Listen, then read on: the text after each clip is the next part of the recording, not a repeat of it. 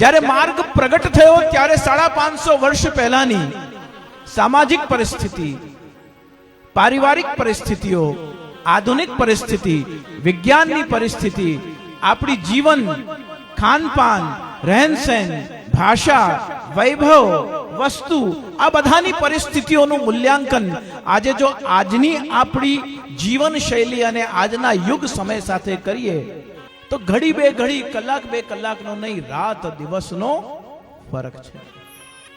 આપણી 2 પેઢી પહેલા આપણા માતા પિતા અને આપણા દાદા દાદીને પણ કલ્પના નહીં હોય કે મારી સંતાનોને એર કન્ડિશન વગર ઊંઘ નહીં આવે.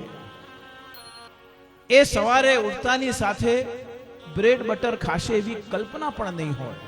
જે લોકો 60 ઉપરના છે એમને તો પોતાના જીવનમાં કેટલા બધા, પહેલા 18 વર્ષે પરિવર્તન થતા, પછી 13 વર્ષે પરિવર્તન આવતું, પછી 10 વર્ષે પરિવર્તન આવવા લાગ્યું, પછી 9 વર્ષે પરિવર્તન આવવા લાગ્યું, અને હવે આવનાર પેઢીમાં તો દર 4થા વર્ષે પરિવર્તન આવી જાય છે. વિચારવાની શક્તિ, સંબંધોની લાગણીઓ, એમાં થતા ફ્લક્ચ્યુએશન્સ, આ બધી 21મી સદીની દેન છે.